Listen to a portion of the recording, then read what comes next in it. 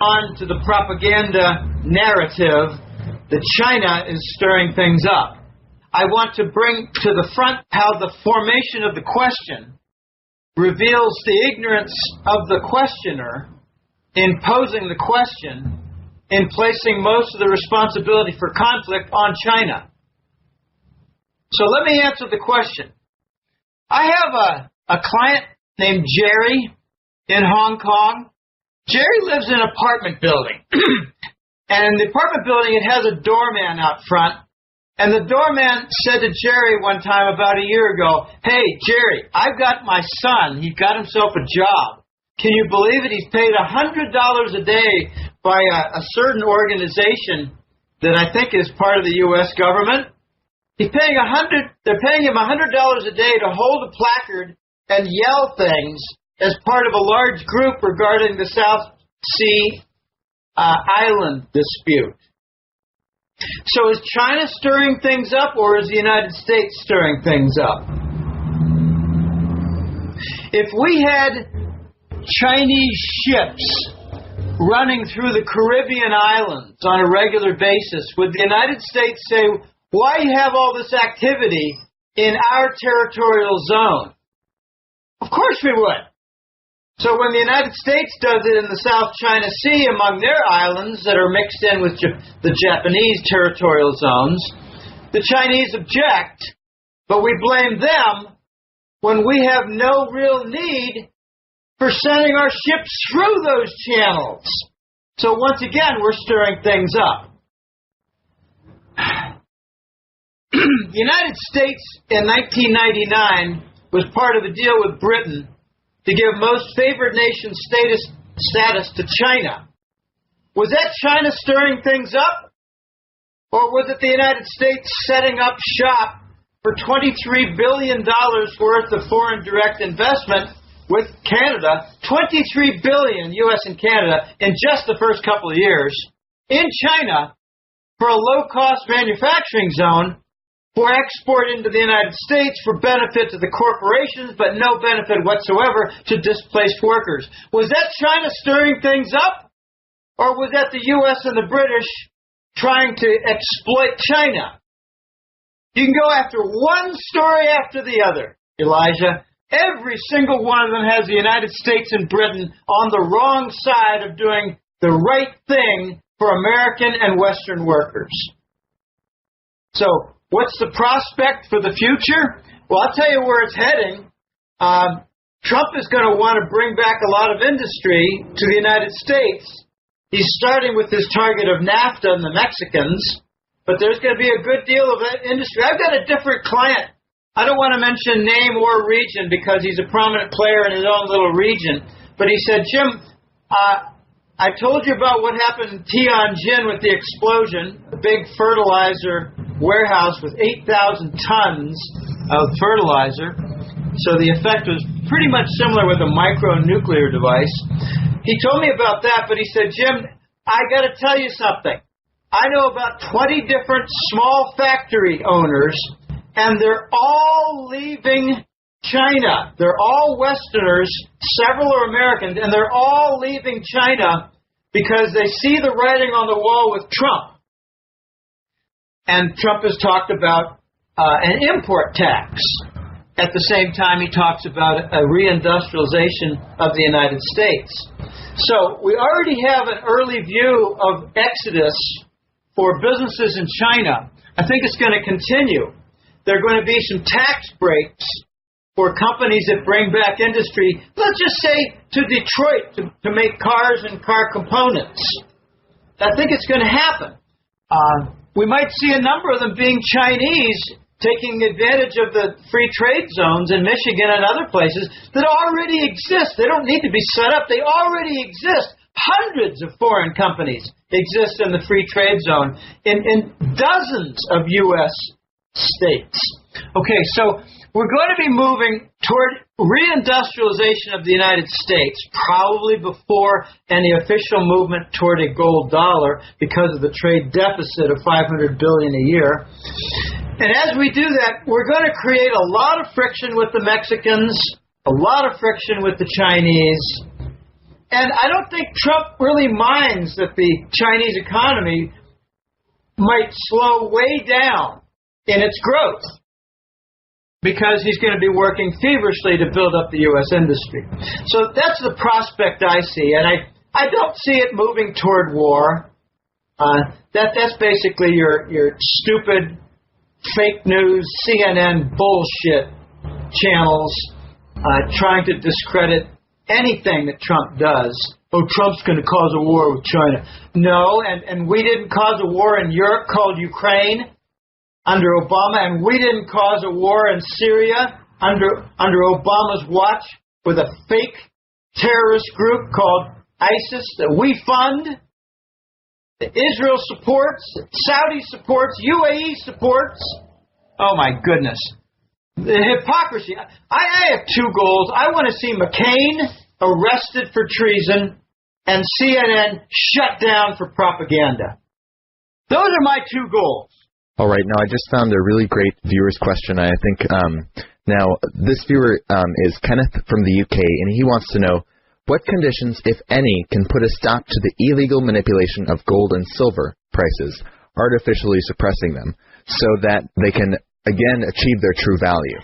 Introduction from a foreign source of the gold trade note. Introduction in foreign banking systems of gold used as a banking reserve asset. If you get a gold trade note that'll be used for trade, and you see gold being used in the banks, you will then pretty much dismiss the dollar in its pervasive role as the global currency reserve. I know that doesn't sound like, it's going right after the COMEX. You're not going to shut down the COMEX from the front door. You're going to shut it down from the back door by making it irrelevant due to widespread, coordinated foreign activity having to do with trade payments, which right now have a dollar monopoly, and with bank reserves, which right now have a U.S. Treasury monopoly, by making the two sides of the dollar's global reserve status moot. The currency reserve status. By making both moot, you're going to have an undermine to the you're not going to knock down the COMEX by breaking its doors. You're going to destroy the COMEX by removing its floors. Not the doors, but the floors. Okay, that's a very important point. So when the gold trade note comes into being, there's going to be a lot of demand for gold in order to secure, with equity placement, a deposit, if you will, a shipment of oil, a shipment of grain, a shipment of container vessels, and later to guarantee, say, a multi-billion-dollar commercial deal, like, for instance, what Euroraj put forth. It's a great example. The Indian nation contractors doing a health industry IT contract for Arab states like Saudi. It might be a 5-year deal worth $2 billion. Okay, they seal the contract with a gold trade note. Okay, deals like that, commercial deals that involve consulting, involve placement of equipment like tech telecom. Okay, deals. Okay, so when that happens, the gold demand is going to really shoot up. On the other side, when countries decide that, we've got, like Korea, we've got well over $100 billion in treasury bonds in our banking system, and we think it's all at risk because we've got 6 years of the Fed printing money to buy the U.S. government debt. You cannot monetize the debt of the U.S. government and redeem toxic bonds held by the big banks within the same country, the United States, when the whole world uses the same treasury bonds as the core asset foundation for their banking system. You can't bring Zimbabwe into the global banking system. You can't do that without big consequences. So the United States slows the opposition by attacking any nation that gets off that rail system called the dollar. Okay, so what's it going to take? It's not going to take lawsuits against the COMEX. It's not going to take the 300 claimants to a single ounce of gold finally getting justice. No, they'll never get justice. They have a force majeure plan where all the contracts are nullified because of an extreme situation in the gold market, unforeseen and out of our control. Bullshit! Very much foreseen, very much in control, and planned for the exit stage Z with the force majeure already in place. We're going to see a time, I don't know when. I try not to talk about when, Elijah, because it's very, very risky. You can be wrong a lot. There's going to come a time, I think it's not going to be several years, it's going to be a couple of years or less.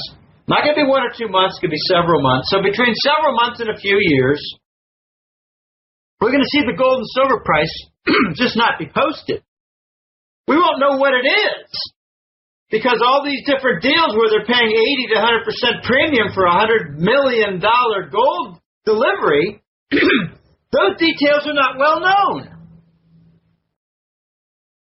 There are going to be about 5 or 6, maybe 7 different centers in the world. Hong Kong, Dubai, London, New York, Zurich, maybe St. Petersburg, Moscow, Shanghai, maybe Beijing. They're all going to have a different gold price because the East is going to have an honest system and the West is going to have a dishonest system. But there's going to be a darkness. There's going to be a period where we really don't know what the price is. We hear a bunch of stories, and then maybe some innovative people come forth and say, look, we got a new service where we try to come together and bring a gold price to the table. It's going to be an average of these 5 or 6 different things and different sites. And, take it for what it's worth, but we think it's valuable. And it's going to have some variation. Okay, that's how I think the COMEX gets knocked out. The floors get knocked out. The doors do not get knocked down. Paul from England is wanting to know, do you believe the cabal will create a major false flag event to divert attention away from the looming collapse in fiat currencies? Yeah, I do. Not exactly sure how it's going to look. I think they might do some things that would involve supposed Russian hacking into Wall Street banks and London banks. It will not be Russian hacking. It'll be Langley, Bush family, Mossad, Rothschild hacking. But since they control the press, the perpetrator can then blame Russia and not themselves. Since when does the owner of a press have a front page story accusing himself of a crime? This is something very difficult for most Americans to conceive. My father believes we have a free press. I try to convince him otherwise, and I get nowhere. I dropped that argument, that line of discussion. I dropped it years ago. I pointed out there are only 5 conglomerates that own the U.S. media, and that doesn't matter to him. He said, I saw it on TV, it must be true. I read the paper, it must be true. They would never print lies. I said, why would they not print lies if they own the paper and they are guilty of the crime? So, there will be something. It could be, instead of hacking the big banks of New York and London, it could be just a tremendous effort to wreck the usage of credit cards across the Western world, across the Eastern world too. It could be like a hacking of even, say, the SWIFT banking system. Although I don't think they would do that because they rely on that to move the dollar and to compete against the RMB, which now has an alternative. But they might, pardon me, I'm having a hard time with my voice because I'm talking so much. They might hack the Chinese competitor system to SWIFT. It's called the CIPS. It's either the Chinese interbank payment system or the cross-border interbank payment system. It's a competitor to SWIFT. There's so many different points of vulnerability. There might be a false flag event blamed on Russia, of course, because Russia is now being blamed for dogs that chew up furniture and deadbeats who don't do their homework. The Russians are now it's becoming laughable. I hope they take it up a new level because it's going to go to absurd to self-incriminating soon. They might wreck the electricity grid in North America with the hacking. I mean, it's an antiquated system that's so vulnerable. So yeah, there might be some false flag events, but I think the bigger risk is not a false flag; it's a direct flag, where they might do some bail-ins for a third of the big banks and mid-sized banks, the larger banks in the United States and Canada. They might do a bail-in and just take 30%. I don't think that would qualify as a false flag, but it would qualify as an event to really slap Americans and Canadians in the face for a wake-up. I've been saying for the longest time, until Americans lose their bank account and stock account and have trouble buying well-supplied and moderately priced food, so banks and supermarkets for food. Until that happens, I don't think they're going to wake up. I just can't see it happening. They're so distracted now by, race riot stuff that all paid for by Soros NGO groups. And now Obama is a main NGO coordinator for fighting Trump and resisting, what he called it, there's a group that I don't know the exact name, but it's basically fighting for democracy. It's not, it's fighting for fascism, against democracy. So everything's being turned on its ear. Okay, I hope that answers. I think this is going to be our last viewer's question, but moving to this viewer's question, they want to know, what do you think about the recent alliance between Russia and Turkey? Also, do you think another coup d'etat is possible in Turkey? Wow, the Turkish situation is extraordinarily complicated. They are bitter enemies with their own neighbor in Greece. They're a member of the NATO. They're a very important member of the NATO because of the closest country located to Russia. They lie on the Russian border. And any mission that is designed toward Moscow would originate from Incirlik base in Turkey. Turkey, I'm just going to rattle on all the complexity factors here. Turkish Air Force Base for NATO is the number one stopping point for the Afghan heroin. It might make some other stops in Eastern Europe, but it makes a very, very large volume in heroin shipments in Turkey. And from there it goes to France, Italy, and Germany. The heroin! The heroin! The heroin that the United States produces in Afghanistan for the European streets and the American streets. There's a large number of missing nuclear warheads at the Turkish Air Force Base of U.S. label. Oh boy. The United States was caught red-handed trying to do a coup d'etat several months ago against Erdogan. There were many high-level NATO officials. Some of them were Turkish, but they're NATO officials who were involved in that.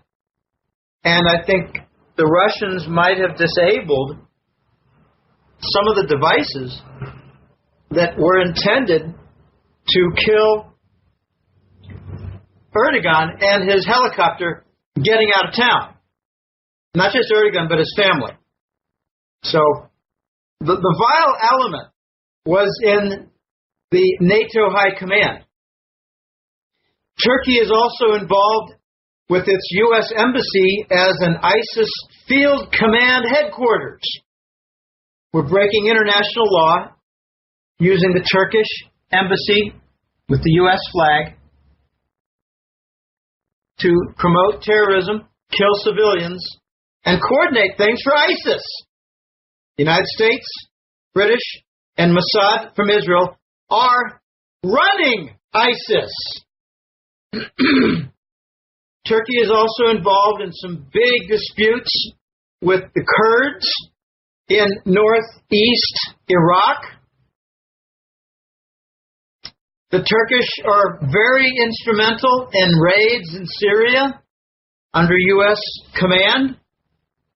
So, if you're wondering what's going to happen with the Turkish and Russian relationship, you have to bring to the table all these extremely complex issues that relate to the conflict.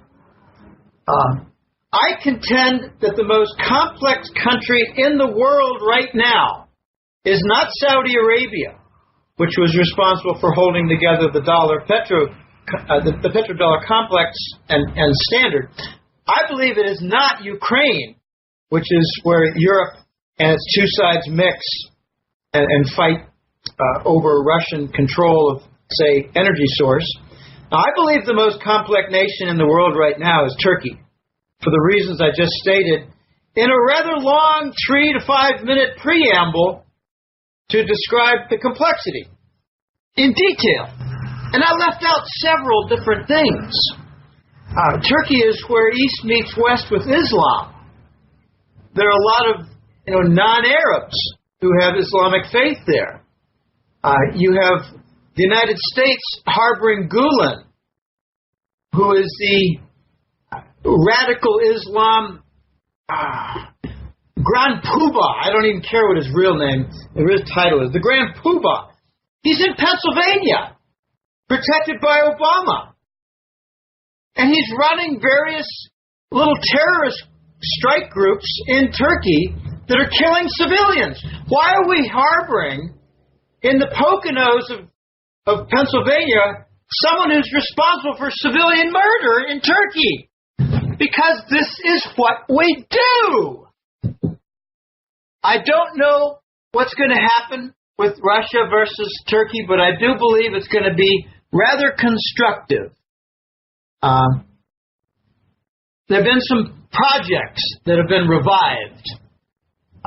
After a couple of years of conflict, following the Turkish military downing a Russian Su fighter jet, that was about a year ago. There was a lot of conflict between the two countries. That has all been kind of smoothed over. Of course, there have been victims and families who have been harmed, but I think there have been some restitution of those victims. But here's some of the projects. The Turkstream Gazprom gas pipeline is now back on schedule. It needs to complete certain elements, but when completed, it'll be a detour workaround that does not involve Ukraine and supplies southern Europe. That's back on track. There's a gigantic nuclear plant construction contract that the Russian Rosatom was building. That's back on track. There's a series of gigantic natural gas storage centers in Turkey that Russia was to build. That's back on track. So I think you're going to see constructive engagement between Turkey and Russia. But the real prize, I think, that could come, I'm not going to make this a forecast because it's just too big.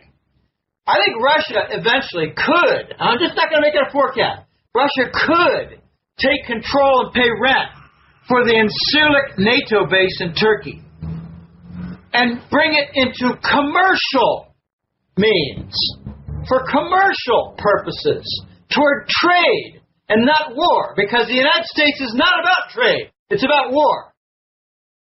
We don't use the Turkish Air Force Base for trade. We use it for war. We have nuclear warheads there.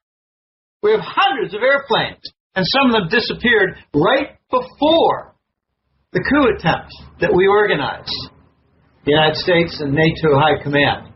Why did they remove them? So the jets wouldn't be commandeered and stolen by the Turkish other side, the nationalist side, that would resent the coup attempt. Imagine a Turkish Air Force base in New York involved attempting to kill and overthrow the President of the United States. We don't think in terms like that. But the United States and the Americans think we have the right to have Air Force bases across the world and kill their presidents in the name of freedom. Wow. In the name of fascism. All right, let's move on. All right, well, I think we'll have to leave it with that. But Jim Willie, thank you so much for joining us today and giving us your time. Before we let you go, did you want to share with the viewers any last thoughts you had and where they can find you online? Oh, last thoughts. I'll tell you, my main concern right now is how compromised and diverted Trump might be so that he cannot carry out his agenda. And the other main concern I have is for the speed to which the non-dollar alternatives gain momentum and usage with volume. The internationalization of the Chinese RMB is moving along, but you could look at reserves in banking systems and trade payments, and you're still way under 10% for the Chinese currency. It is not challenging the dollar yet. So I think the gold trade note could really be important on that, and it's one of my main forecasts. It's one of my main points of focus, the gold trade note. Securing trade with payment backed by gold and not the Treasury bill. It's a big, big focus, and I think it's tremendously important. Those are my focuses. I'm also very curious about a number of different alternatives. I think this cashless society is going to go nowhere. I just noticed on a Costa Rican bank a billboard. It was not large, a small billboard on the side of the bank that said, don't use cash, don't withdraw cash, use your debit card for more security. Well, if the debit cards are hacked, that's not secure. I think withdrawing cash from an ATM machine is very secure, because this is not Manhattan, where thieves wait at ATM machines to steal money from people who withdraw from ATM machines. I've never known a single American or Tico here, a Costa Rican native, who's had anything stolen while walking away from an ATM machine. I hear many, many stories about fraudulent debit cards. So I think the cashless society is going to go nowhere. I think it's laughable. It's desperate. The negative interest rates is going to backfire in a big way in their faces. It's kind of funny, offering negative interest rates to put your money in a bank in a secure place. Wow. I think a shoebox and looking poor, not driving a Mercedes, I think that's far more secure than using a bank account. All right, so those are some of my concerns, some of my little focus points. I hope people can go to my website, our website, www.goldenjackass.com. We've now completed 155 months. So we're closing in on 13 completed years for the Hat Trick Letter. It's been a labor of love. There are times where I feel exhausted. I know how to re-energize myself very well. I'm an expert at daytime naps. I'm an expert at, a 3-mile bike ride to nowhere and back to go get an ice cream cone at a distant mall. Okay, that's how I unwind, decompress, and get ready for the next month or the next interview. But goldenjackass.com is the home. It has a free web page called Main 5. That's where interviews like this, links for this can be found. Public articles and their links can be found. That's basically the promotion that I'm in charge of, along with the writing. I'm in charge of as the editor role and the promotion role. But it's kind of fun. I enjoy it tremendously. There are times when I get tired of more fraud, more war. Oh my gosh. Let's not have another war like with Iran. Not going to happen because Russia and China back them up. But the free website has the public articles. It has the public interviews. But it's all toward promoting the Hattrick letter with its 155 versions so far, editions so far. And the Hattrick letter has two portions. There are only a couple of exceptions. I think only 2 times I've had just a single report. But it's the Money War Report, Global Money War Report, which is basically about the dollar and the defense of the dollar system, the dollar standard being defended, corrupt as it is, as war-ridden as it is, blood on the dollar's hands. That's sad, but that's where we are right now, and a lot of details at a high level. But the second report is called the Gold and Currency Report. It's a lot of details about gold demand and imports and movement of gold, the petrodollar and its dismantling, and I include also the Eurasian trade zone because that's an attack against the dollar system. But those 2 reports are the monthly regimen, and got a lot of clients. And to be sure, some are very happy with it, but to be sure, others are suffering from the economy, and it's a collision of both. There's a lot of new orders. There's a number of cancels. There are a lot of people coming to the newsletter, and people losing their job. It's very sad what's happening with the U.S. economy. We actually talk about a 5.5% unemployment rate, but it's really 23. If you happen to count the people who don't have a job, the official jobless rate is nothing more than an interstate, a group of state unemployment insurance collection count. That's all it is. 5.5% is the number of people, is the percentage of people who collect unemployment compensation insurance. It's not the unemployed. Oh my goodness. So, we debunked a lot of the bullshit that's out there regarding the fascist state and its Reich economics. I maintain, Elijah, that the United States, starting in 2007, has seen between a -3 and a -5% economic growth. In other words, a 3 to 5% economic recession every single year. And I got the data to back it up. Got the shadow government statistics from John Williams to back it up. They're calling inflation growth by not properly reporting how high inflation is. That's what they're doing. That's their main trick. And